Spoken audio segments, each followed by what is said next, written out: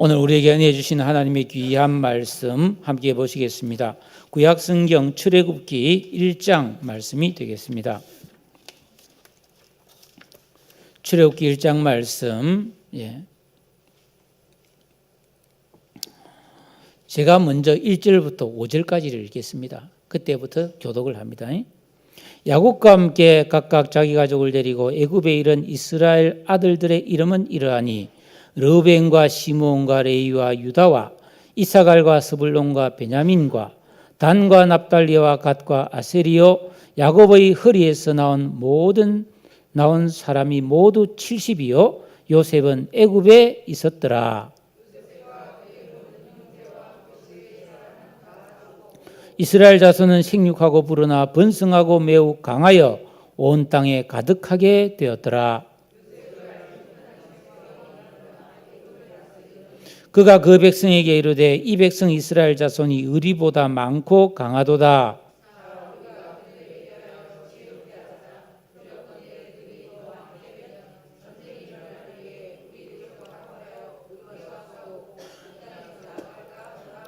감독들을 그들 위에 세우고 그들에게 무거운 짐을 지어 괴롭게 하여 그들에게 바로를 위하여 국고성 비돔과 람셋을 건축하게 하니라.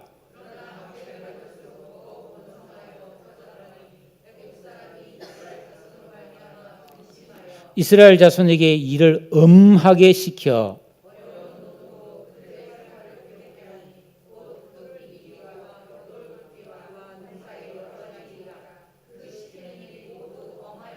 애굽 왕이 히브리 산파 시브라라 하는 사람과 부아라 하는 사람에게 말하여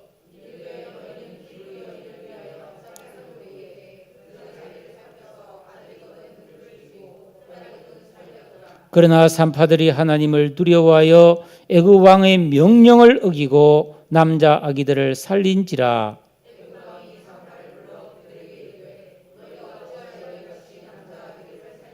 산파가 바로에게 대답하여 하되 히브리 여인은 애굽 여인과 같이 아니하고 건장하여 산파가 그들에게 이르기 전에 해산하였더이다 하매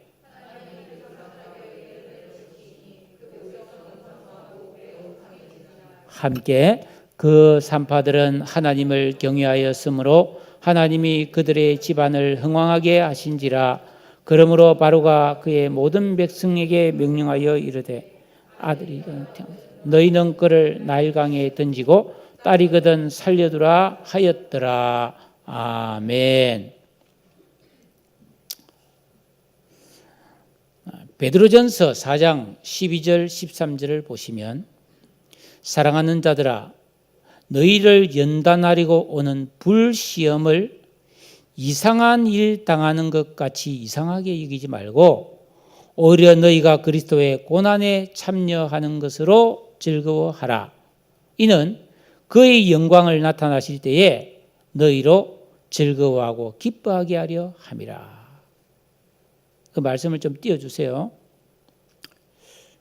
그러니까 이 세상을 살아가는 모든 사람들은 한결같이 고통과 아픔 겪는 것을 너무너무 싫어합니다. 그런데 하나님은 그렇게 생각하지 않아요. 우리는 어려움과 시련을 싫어하는 게 당연하죠. 그런데 성경은 또 그 반대로 말하고 있단 말이죠. 고난이 유익하다라고 말하고 있고요. 또 하나님 백성이 이 세상에서 시련과 연단을 받는 것은 이상한 일이 아니다. 그러니까 기독교인에게 십자가의 고난은 지극히 자연스러운 것이다 라고 말하고까지 합니다. 그러니까 초대교회 때부터 2000년 교회 역사를 보면은 고난과 시련을 통해서 성장하고 부흥한 것을 알 수 있어요. 그러니까 한국 교회 역시 이 똑같은 고난의 과정을 많이 겪었다는 겁니다. 초대교회 시절, 그러니까 일제시대죠. 그리고 해방된 후에 6.25 전쟁 시대에 한국 교회가 얼마나 많은 고난을 겪은지 몰라요. 교회사에서 한국 교회가 겪은 대표적인 고난 중에 하나가 일제시대에 있었던 105인 사건이라는 게 있습니다. 1911년에 일어난 이 105인 사건은 신민회라고 하는 단체에 그 뿌리를 두고 있어요. 이 신민회는 1905년에 을사늑약이 돼서 우리나라 외교권을 빼앗겼습니다. 그때 뭐 장지영 같은 사람은 황성신문에 시랴 방성대곡이라는 사설을 싣고 그냥 뭐 많은 사람이 머리를 풀고 상투를 불고 막 울고 불고 난리도 아니었어요. 그런데 그렇게 해서 될 일이 아니다 해서 1907년에 도산 안창호를 중심으로 남강 이승훈이 함께 하는 기독교 민족 운동 세력과 저 상동교회 서울에 있는 그 유명한 왜 박성춘 그죠? 예.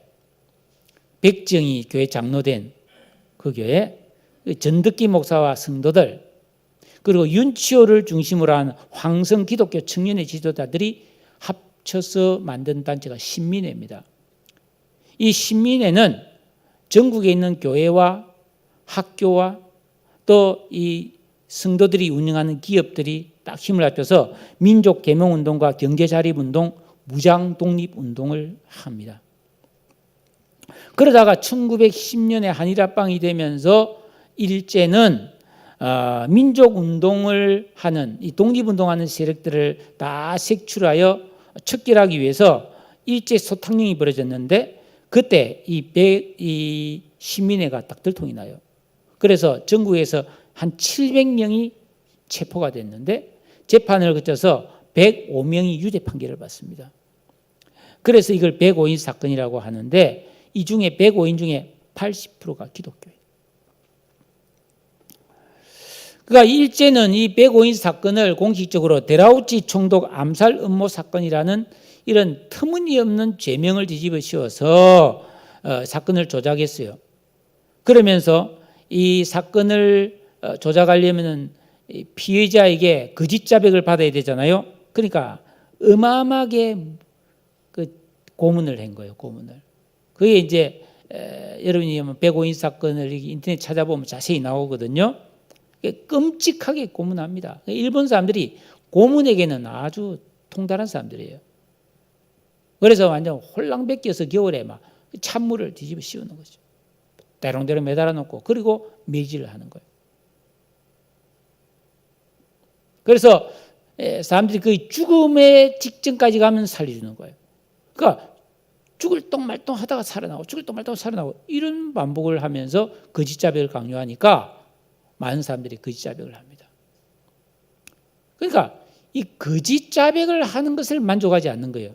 그러면서 일제 이 사람들이 자기 본심을 이제 고문하면서 토로하는데 뭐라고 말하냐면 나중에 이제 감옥에서 나온 사람들 이야기 들어보면은 내가 너희들이 자백한다고 만족하지 않는다. 너희들 내가 원하는 것은 예수를 믿지 말고 일본을 믿으라. 하나님이 너희를 건질 듯 싶으냐 하면서 이 자기들의 어떤 나라를 이제 정복하고 식민지 삼은 것을 합리화하기 위해서 사람들을 이렇게 계몽해야 되는데 이 기독교가 교회가 있으니까 안 되는 거예요. 그래서 이 기독교를 박멸하고 그 후견자들인 선교사들을 해외 외국인 선교사들을 쫓아내려고 신앙 배교를 강요하고 교회 문을 다 닫게 하려고 한 거예요. 이렇게 하는 것을 일본 사람들은 계심이라 불렀는데 계심을 하기만 하면 석방과 함께 돈과 출세를 보장했어요. 그러니까 매 맞고 죽을래 그냥 예수 안 믿고 나가서 상금 받고 그 뭐 이렇게 뭐 공무원 이런데 시켜주는 거예요. 왜냐하면 다 지식이 있으니까. 그런데 문제가 뭐냐면 이 옥중에서 극심한 고난을 받았던 그리스도인들이 그 죽음의 문턱을 왔다 갔다 하면서 하늘을 본 거예요. 하나님을 보는 거예요. 그리고 주님의 음성을 듣는 거예요. 그러니까 더 믿음이 좋아지는 거예요. 그러니까 거의 뭐 이렇게 변절, 신앙 배교를 안 하는 거예요. 그 중에서 이제 신민의 핵심 지도자인 이승훈, 남강 이승훈은 가장 감옥에 오래 있었는데 그가 나중에 석방된 후에 감옥이란 참 이상하다. 강철같이 신앙이 굳어져 나온 사람도 있고 썩은 결합대처럼 망가져서 나온 사람도 있다 하면서 그는 그 감옥에서 신약 성경을 100번 이상 읽었고 기도도 깊이 했는데 이런 고백을 했어요. 나 감옥에서 너무 좋았어. 얼마나 기쁜지. 그거는 이 밖에는 없어. 거기만 있어. 주님께서 내 머리 위에 서 있는 것 같았어. 그래. 그러니까 지금 여러분 우리나라를 보면은 전국 방방곡곡 교회 없는 말이 없잖아요. 이런 나라가 있습니까? 없어요. 그러니까 이 현재 이 한국 교회는 이런 순교자의 핏부림 위에 선 교회단 말이죠. 그냥 세워진 게 아니라는 겁니다. 초대교회 성도들이 생명 걸고 계명을 지키고 신앙을 붙들고 불시험을 이겨낸 그런 신앙의 바탕 위에 우리가 지금 서 있는 거예요. 그러니까 그리스도인은 본래부터 근본이 시련을 당하고 또 약해질수록 오히려 더 믿음은 강해지고 성장하는 세상이 감당할 수 없는 사람들이에요. 이게 그리스도인의 정체성입니다. 미가서 7장 8절에 보니까 나는 엎드러질지라도 일어날 것이요 어두운 데 앉을지라도 여호와께서 빛이 되실 것이미로다. 사랑하는 성도 여러분, 나는 어떤 신앙을 가지고 이 시대를 살고 계신가? 오늘 우리가 살펴볼 말씀은 성경의 두 번째 책인 출애굽기입니다. 성경의 첫 책인 창세기의 내용은 처음에 창조와 인간의 타락으로 시작해서 믿음의 조상 아브라함이 하나님의 부르심에 순종해서 가나안 땅으로 왔고 그가 낳은 이삭과 야곱이 뭐예요? 그 땅에 나그네로 살아가잖아요. 그러다가 야곱 때 흉년을 만나서 온 가족이 먼저 간 요셉의 초청으로 애굽으로 집단 이민을 하여 살다가 그 요셉이 죽는 것으로 창세기가 끝나거든요. 그런데 이 요셉의 죽음은 그냥 죽음이 아니라 하나님의 약속을 바라보는 소망의 죽음이었어요. 요셉은 죽으면서 말했어요. 하나님이 반드시 우리를 다시 애굽에서 다 이렇게 내보내실 텐데 그때 잊지 마. 내 해골을 가지고 가서 가나안 땅에 장사쳐. 우리 할아버지, 아버지 다 묻힌 막벨라고 거기 나와 장사해달라고 그렇게 부탁하고 죽었습니다. 즉 뭐예요? 이곳에 안주하지 말라는 거예요. 소망, 하나님 주시는 비전을 가지고 살아라. 이런 유언을 남겼죠. 그래서 출애굽기 말씀은 그 창세기에서 아브라함과 이삭과 야곱에게 약속하신 하나님의 언약이 성취되는 사실을 보여주고 있습니다. 그리고 이 출애굽기는 우리가 1장 1절에 보니 야곱과 함께라고 시작하잖아요. 근데 원문에 보면 그리고라는 말로 시작합니다. 그러니까 창세기 메시지를 그대로 이어받아서 그 주제를 이어가고 있다. 그런 의미를 갖고 있죠. 자, 1절 보겠습니다. 그리고 야곱과 함께 각각 자기 가족을 데리고 애굽에 이른 이스라엘의 아들들의 이름은 이러하니 하면서 르우벤, 시몬, 레위, 유다 이런 이름이 기록이 되어 있죠. 우리는 이 창세기를 통해서 이 야곱이 어떻게 12명의 아들을 낳았는지를 알고 있어요. 그 외삼촌 라반의 딸들 레아와 라헬 그리고 그 두 몸종인 빌하와 실바 이 4명의 부인을 통해서 이 자식이 태어났다 이 말이에요. 그리고 이 자녀들이 다 정말 제대로 된 사람은 요셉 하나밖에 없었어요. 전부 죄인들이었습니다. 장남 르우벤은요 아버지의 그 다른 부인을 통관합니다. 근치상간이에요. 살인죄죠. 이방 여인과 유다는 결혼했잖아요. 그리고 며느리와의 사이에서 아이가 태어납니다. 인신매매했습니다. 이 형제들이 요셉 팔아먹었잖아요. 동생을 노예로 팔아먹은 아주 진짜 인륜에 어긋난 짓을 했던 사람들입니다. 그러니까 이 야곱의 12아들의 이름이 나오는데 이 이름들은 자랑할 만한 이름들이 아니라는 겁니다. 왜 하나님께서는 이런 사실을 너무나 잘 아시면서도 이들을 택한 백성의 조상으로 세웠는가? 성경은요. 고린도전서 1장에 보면 이런 말씀이 나와요. 26절이에요. 형제들아 너희의 부르심을 보라. 육체를 따라 지혜로운 자가 많지 아니하고 능한 자가 많지 아니하며 문벌 좋은 자가 많지 아니하도다. 하나님께서 세상에 천한 것들과 멸시받는 것들과 없는 것들을 택하사 있는 것들을 폐하리 하시나니 이는 아무 육체도 하나님 앞에서 자랑하지 못하게 하려 하심이라. 그러니까 우리가 믿는 하나님은 참 놀라운 분이에요. 그 로마서 8장 28절에 있는 것처럼 모든 것이 합력하여 선을 이루는 하나님인데, 바울이 이 말을 할 때 모든 것 속에는 좋은 것도 있고 나쁜 것도 있다. 근데 좋은 것보다는 나쁜 것이 훨 많다는 뜻을 갖고 있어요.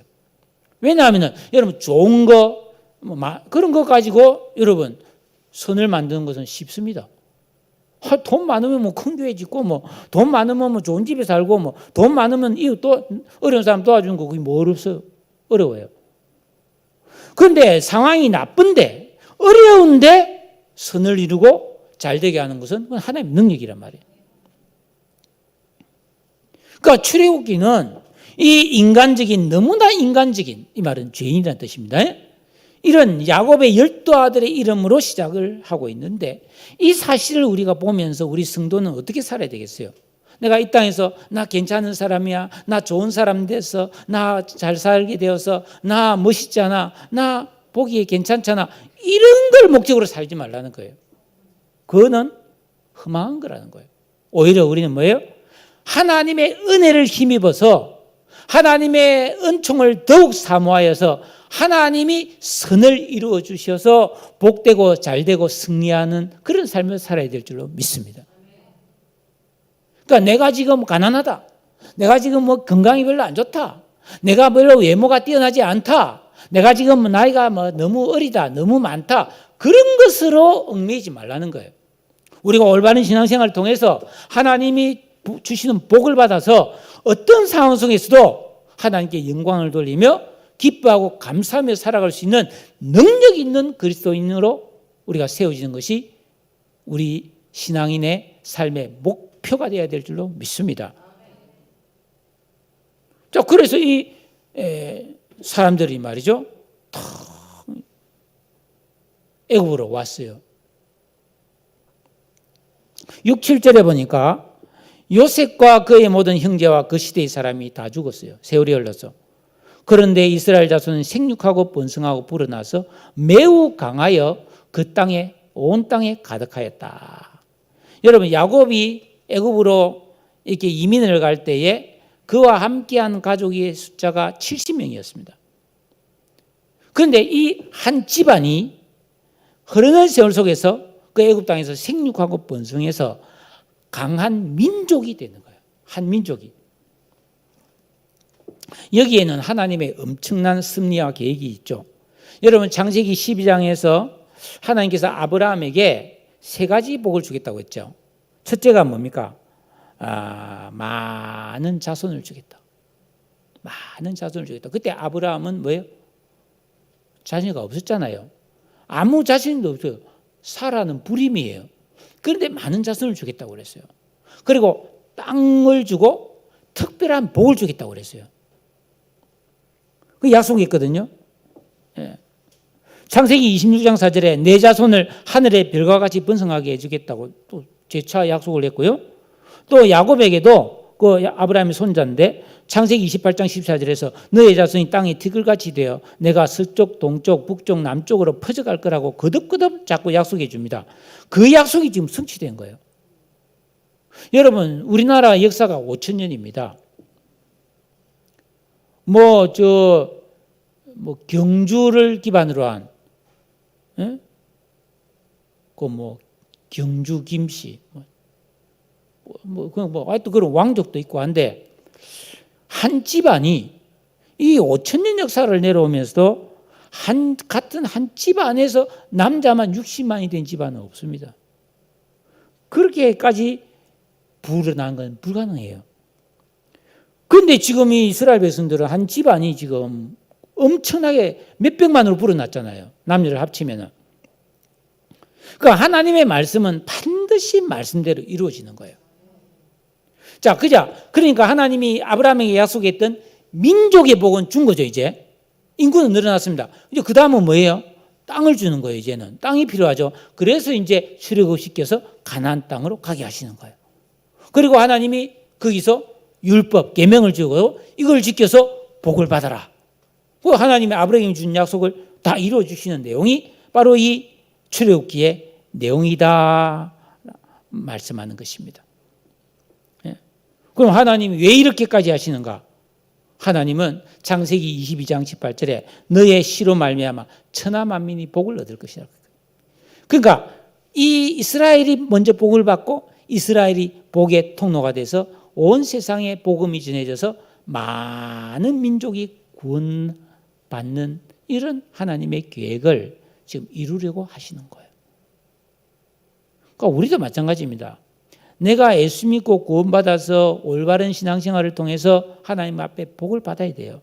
그리고 이 복을 흘려보내어서 온 세상에 하나님의 영광이 나타나도록 해야 될 줄로 믿습니다.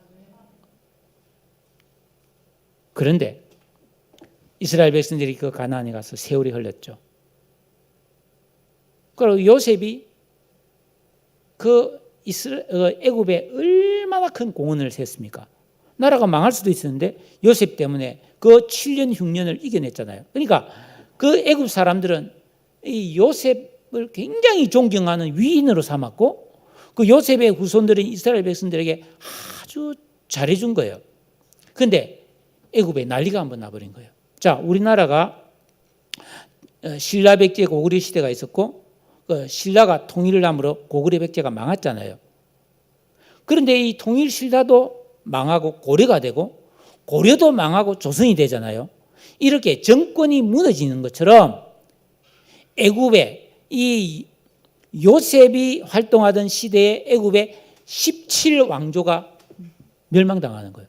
그래서 아시아계가 들어와서 이 애굽의 정권을 잡는데 힉소스 왕조라고 역사상 애굽의 18왕조, 18번째 왕조가 됩니다.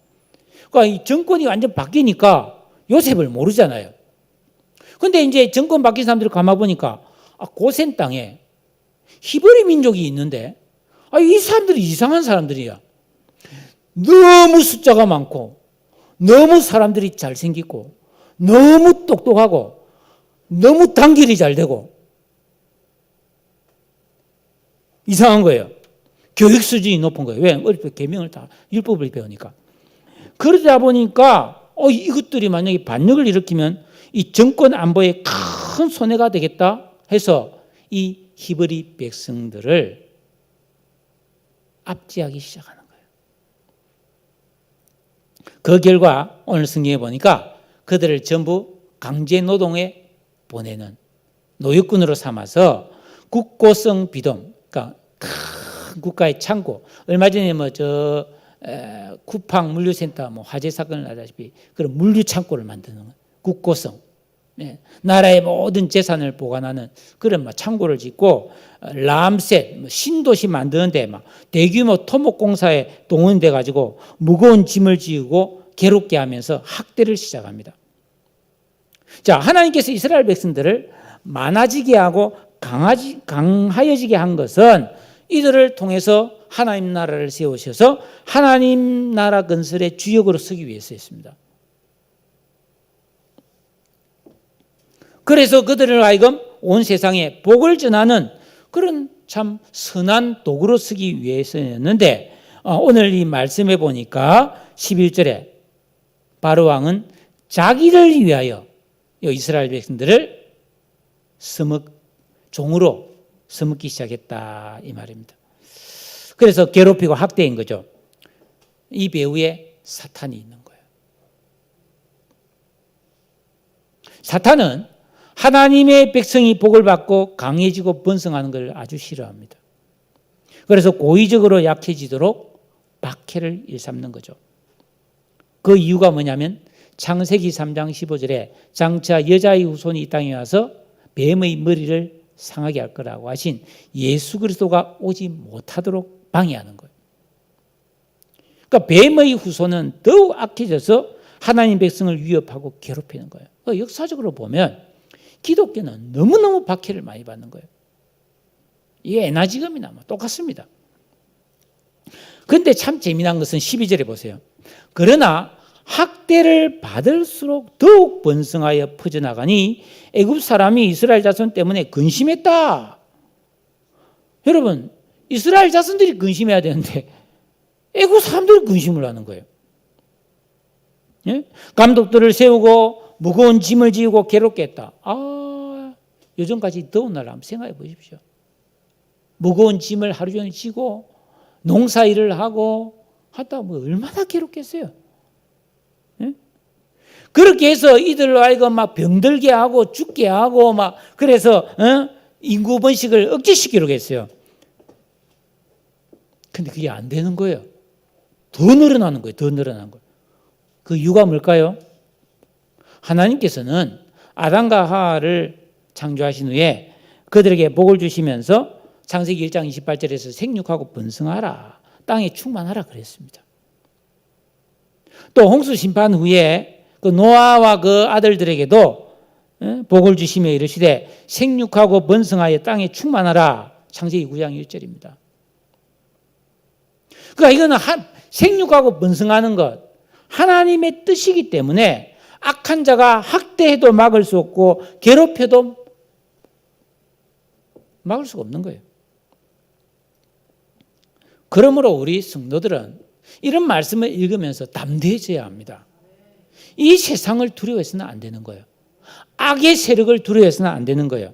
하나님 편에 서서 하나님 뜻대로 순종하며 믿음으로 살기만 하면 반드시 나를 통해 하나님의 선하신 뜻이 이루어질 줄로 믿습니다. 자, 바로가 강제노동으로 인구를 줄이려는 계획이 성공하지 못했어요. 그들을 약화시키지 못했다는 겁니다. 근데 아무리 중노동을 시켜도 이스라엘 여인들은 더 아기를 많이 낳고 태어난 아기, 여러분 이 고대 사회의 영아 사망률이 얼마나 높았습니까? 근데 이스라엘 아이들은 병들지도 않고 다 똘똘하게만 눈이 반짝반짝하면서 막 건강하게 잘 자라는 거예요. 애굽의 왕이 실패한 거죠. 그러자 이스라엘 자손들에게 더 일을 엄하게 시키고 어려운 노동으로 그들의 생활을 괴롭게 하였다. 흙을 반죽하게 하고 벽돌 굽고 농사의 일들로 엄하게 일을 시켰다고 되어 있어요. 와, 제가 요새 이 옥상에 고추가 있거든요. 고추가 있는데 고추가 따 먹으면 참 맛이 있더라고요. 밥 먹을 때. 그래서 제가 점심 먹으러 갈 때 고추를 항상 몇 개 따가지고 집어가는데 와, 요새가 더운데 한 5분 고추 따는데 너무너무 힘들더라고요. 그런데 이런 대학 끝에서 하루 종일 일을 시키면 사람들이 병들지 않겠어요? 일사병에 걸리고 열병에 걸리고 약해지지 않겠어요? 초죽음이 되겠죠. 엄하게 시켰다. 여러분 13절 14절에 두 번이나 하는 일이 다 엄해서 쉬운 일이 하나도 없었다. 여기서 엄하다는 말은 히브리어 베파레크인데 가혹하게 가루가 될 정도로 빻고 짓이겨서 반죽을 만든 상태를 말하는 거예요. 사람이 완전히 물고 가났다 이 말이죠. 그것도 모자라서 이 애굽 왕이 히브리 산파, 그러니까 해산을 돕는 산파죠. 제가 어릴 때 있잖아요. 우리 동네 보면 신산파, 조산파, 이 산파집이 많았어요. 요즘은 산부인과 의사가 없을 때는 마을마다 사람들이 아기를 워낙 많이 낳았으니까 그때는 산파들이 있었어요. 산파들이. 그러니까 이 애굽 왕이 산파들을 딱 불러가지고 말하기를 너희들 히브리 여인들이 해산할 때 너희들이 가서 딱 보고 애가 태어날 때 아들이거든 죽이라. 탯줄을 목에 감든지 하여튼 숨을 못 쉬게 하든지 애를 죽이고 딸만 살려라 라고 명령합니다. 여러분 고니 군사님이 산파라면 어떻게 하겠어요? 여러분 내가 산파라면 어느 영이라고 거역할 수 있겠습니까? 그런데 이 산파들은 애굽 왕 바로보다 하나님을 더욱 두려워했습니다. 그래서 남자아기들을 하나도 죽이지 않고 살려냈어요. 바로가 그들을 불렀습니다. 야, 왜 너희들은 내 말을 왜 어기지느냐? 어떻게 된 거냐? 이러니까 이 산파들이 하는 말이 아이고 임금님 말도 마세요. 히브리 여인들은 애굽 여인과 같이 않고 건장해서 우리가 가기도 전에 저 집에 애기 낳는다 와주세요 해서 가보면 벌써 애를 낳았고 애가 막 앵앵해 울고 엄마 품에 젖 먹고 있는데 저거 어떻게 죽입니까? 이거는 산파가 거짓말인 게 아닙니다. 진짜 그랬어요. 전에 내가 이 성경을 읽을 때 이 산파가 참 거짓말인데 이게 정말 거짓말이 되는가? 이런 생각인데 그게 아니고 거짓말이 아니었다는 것을 알게 됐어요. 이거는 하나님의 특별하신 은혜입니다. 왜 제가 그렇게 생각했냐 하면은 원래 여인들이 해산을 할 때 해산의 고통이 있는 것은 아담과 하와의 범죄로 인해서 생긴 일이에요. 그죠? 해산의 고통은 일종의 징벌이었단 말이에요. 죄로 인한. 그런데 하나님께서는 특별하신 은혜로 이 히브리 여인들에게 해산의 수고를 적게 하고 순산할 수 있는 복을 주셨다. 여러분 우리가 사는 것이 힘들고 괴로울 수 있어요. 그런데 하나님의 특별하신 은혜가 임하면 괴로움이 아니고 슬픔이 아니고 외로움이 아니고 죽고 싶은 마음이 기쁨으로 변하고 살고 싶고 감사하고 찬양하고 싶은 복된 심령이 될 줄로 믿으시기를 축원합니다. 몸이 약해도 하나님은 강하게 할 수가 있는 분이에요. 하나님을 더욱 의지하시기를 축복합니다. 20절에 보니까 하나님이 그 산파들에게 은혜를 베푸셨고 그 백성은 번성하고 매우 강해지다. 이스라엘 백성들은 지금 계속 강해지고 있어요. 처음부터 강했지만은 학대하면 더 강해지고 학대하면 더 강해지고 있었습니다. 여기서 여러분 이 두 산파가 자기에게 주어진 일, 여러분 산파가 사회적으로 얼마나 지위가 있겠습니까? 그러나 주로 나이 드신 여자분들이 했겠죠. 경험 많은 분들. 그러니까 이들은 참 자기에게 주어진 작은 일에서 하나님을 생각하면서 그 뜻대로 순종함으로써 이스라엘의 번영을 가져오는 하나님의 일에 위대한 쓰임을 받았다. 21절에 보니까 그 산파들은 하나님을 경외하였으므로 하나님이 그들의 집안을 흥왕하게 하셨다. 이 히브리 산파들의 이 시브라와 부아라는 사람들의 신앙이 하나님을 경외하는 신앙이었다는 거예요. 네? 그러니까 이들은 계명을 지키고 순종한 사람들이에요. 그래서 하나님 뜻이 무엇인지를 아는 청결한 양심을 가진 사람이었다. 여러분 양심이 없으면 어떻게 되겠어요? 아이고 왕이 명령했는데 내가 왕명 어기다가 죽으면 나만 손해다. 왕명대로 할 거 아닙니까? 그 왕이 아이고 잘했다 하고 칭찬하고 상금 주고 공무원으로 채용할 수도 있는 거 아닙니까? 양심이 없는 사람이 이 시대에 너무 많다는 거예요. 자기 유익을 위해서 법을 어기고 죄를 짓고 악을 행하고 그런 사람이 너무 많은 시대예요. 그러니까 우리 그리스도인들은 어떤 고난과 시련이 와도 양심에 어긋난 짓을 하면 안 될 줄로 믿습니다. 어떤 양심? 자기 입장에서 생긴 자기 양심 말고 하나님이 말씀으로 우리에게 주시는 청결한 양심, 깨끗한 양심을 가진 성도로 살아가야 될 줄로 믿습니다. 그러니까 무슨 일을 하든지 우리가 가져야 될 올바른 신앙이 여기에 있는 것이죠. 하나님을 두려워함으로 그 뜻을 구하고 하나님의 뜻에 적중된 순종의 믿음, 이게 경외심이죠. 경외심.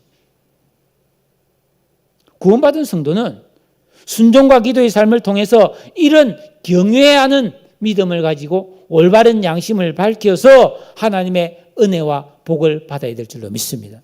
그랬을 때 가정이, 집안이 잘 된다. 집안이 잘 된다.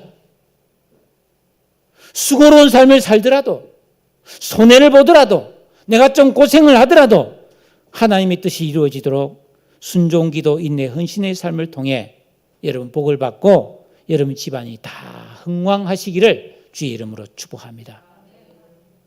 두 번째 시도도 실패했어요. 그러니까 바로는 막 독이 올랐겠죠. 그래서 세 번째로는 아주 노골적으로 명령을 행합니다. 22절 보세요.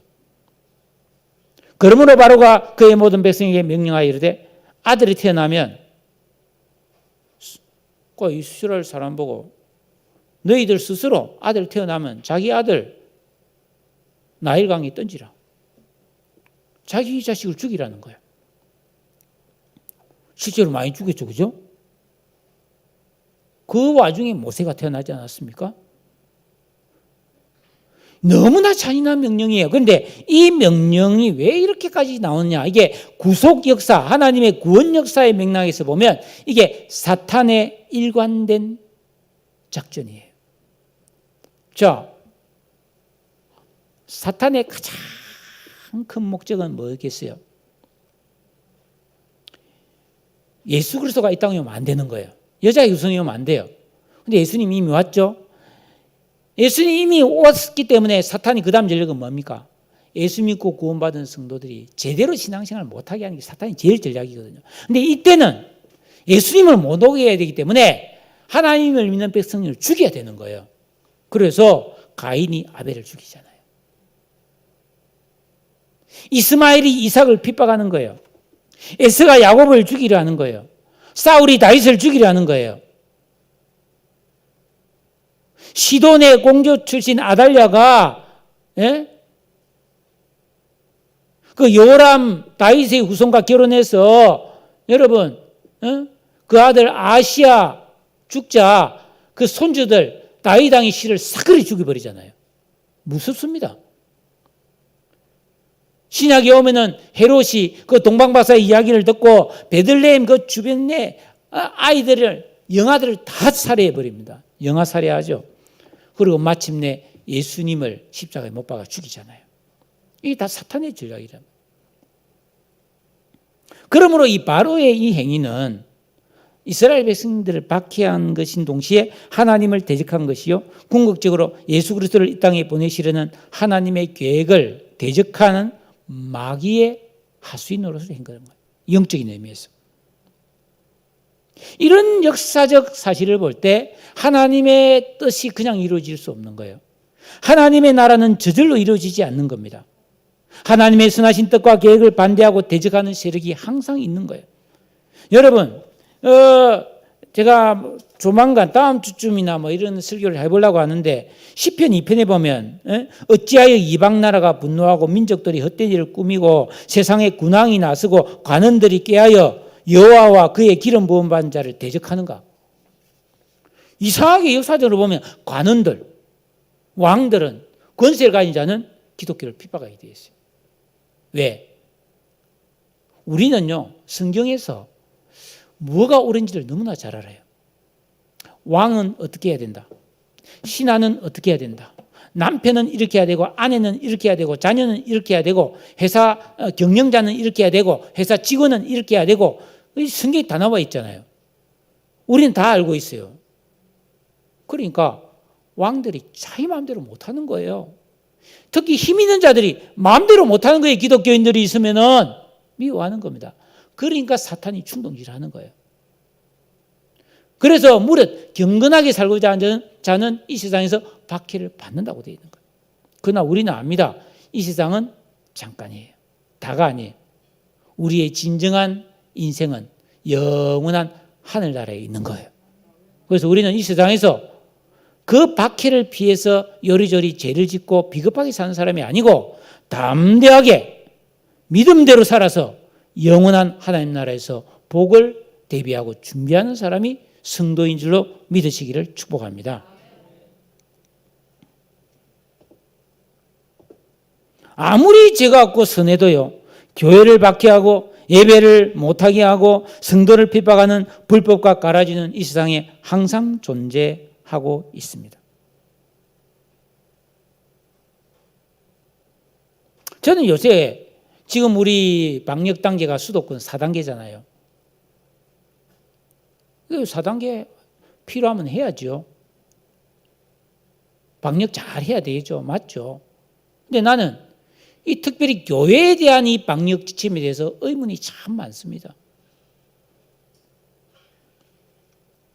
여러분들도 무조건 제 말을 따르라는 게 아니고 객관적으로 한번 판단을 해보십시오. 지금 중앙질병관리본부에서 공식적인 발표는 예배 시간에 대면 예배, 우리가 예배를 통해서 감염된 사례는 하나도 없어요. 밥 먹고 이런 거 해서 감염된 적은 있지만은 없어요. 예배 시간에도 마스크 쓰고 있는데 왜 감염이 됩니까?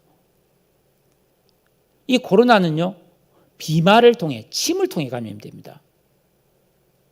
마스크 쓰고 있는데 뭐 어떻게 침이 튑니까? 그리고 지금 장례식 49명, 결혼식 49명, 그리고 지금은 금지됐지만은 지난주, 지지난주 계속 대구와 부산에서 그 가수 나훈아 씨의 그 콘서트가 있습니다. 4,000명 허락했습니다. 체육관에서 축구할 수 있습니다. 농구할 수 있습니다. 지하철 대중교통 정상적으로 이용되고 있습니다. 지금 식당 가보십시오. 유명 식당에 그 홀에 수십 명 들어가서 밥 먹고 있습니다. 그런데 교회는 완전 비대면으로 하라. 이 말이 됩니까? 우리가 이 방역 지침을 교회가 어기겠다는 게 아니고 공평하게 해달라는 거예요. 그러면서 우리 교회는 괜찮아요. 우리 교회는 이제 그게 좀 완화돼서 19명, 20명까지 예배 드릴 수 있게 됐는데 우리 교회는 드리면 됩니다. 그런데 큰 교회, 서울의 사랑의 교회라든지 왕성교회라든지 큰 교회 있잖아요. 거기는 좌석이 2,000, 3,000명이 들어가는데 거기도 무조건 19명이에요. 지금. 안 된다는 거예요. 그거 얼마나 불합리합니까? 우리 한 전사님 아버님 돌아가셔서 장례식장에 우리 전사님 갔다 오면서 너무 배가 고파서 오다가 저 여우곡에 그쪽에 콩깍지라고 하는 공수집이 있더라고.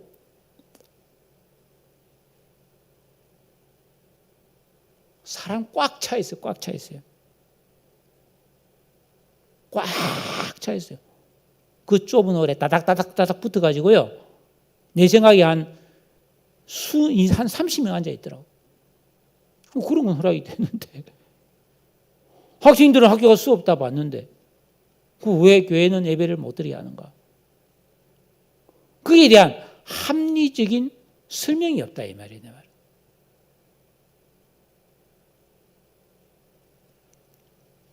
우리는 방역 지침 국가의 명령을 잘 지키는 게 맞아요. 마스크하고, 소독하고, 거리두기하고 해야 됩니다. 그러나, 말도 안 되는 억지는 들어줄 수가 없다. 난 그렇게 생각합니다. 여러분 오늘 여기 보니까 히브리 산파들이 왕이 명령한다고 그 아이들 죽이면 되겠습니까? 한번 생각해 보십시오. 지금 정부가 모르는 게 있어요. 절대로 그건 알 수도 없지만은 제가 생각할 때는 자 이렇게 국가가 방역 지침을 강하게 하고 식당을 빨리 문 닫게 하고 그러잖아요. 그러니까 이 소상공인들이 굉장히 지금 경제적으로 어려워서 장사가 안 되고 매출이 들어서 정말 생활고를 겪고 있는 분이 너무 많죠. 그러니까 정부가 어떻게 합니까? 손실 보상을 해주는 거예요. 그래서 몇백만 원을 준다, 2천만 원을 준다 이런 게 보도로 나오고 있잖아요. 왜냐하면 장사를 못하니까 손해가 보는 거 당연하죠. 그런데 교회가 예배를 못 드리면은 어마어마한 영적 손해가 있다는 걸 모르는 겁니다.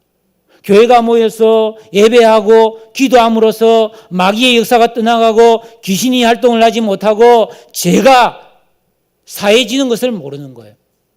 교회가 예배를 패하고 안 드리고 다 집에서 예배 드리고 이래도 예배지만은 그 제대로 교회에서 기도를 못하고 이 영적 생활을 안 하게 되면 이 사회에 엄청난 영적인 손해가 온다는 것을 모르는 거예요. 우리 성도들이 교회 와서 이렇게 예배드리고 기도하고 찬양함으로써 여러분 이 지역 사회마다 교회가 있음으로써 얼마나 영적으로 정화가 되고 깨끗하게 되고 어둠의 세력이 떠나가므로 범죄가 줄어들고 여러분 질병이 떠나가는 이 귀신의 역사가 망해지는 것을 모르는 거예요. 이걸 믿지 않는 거예요.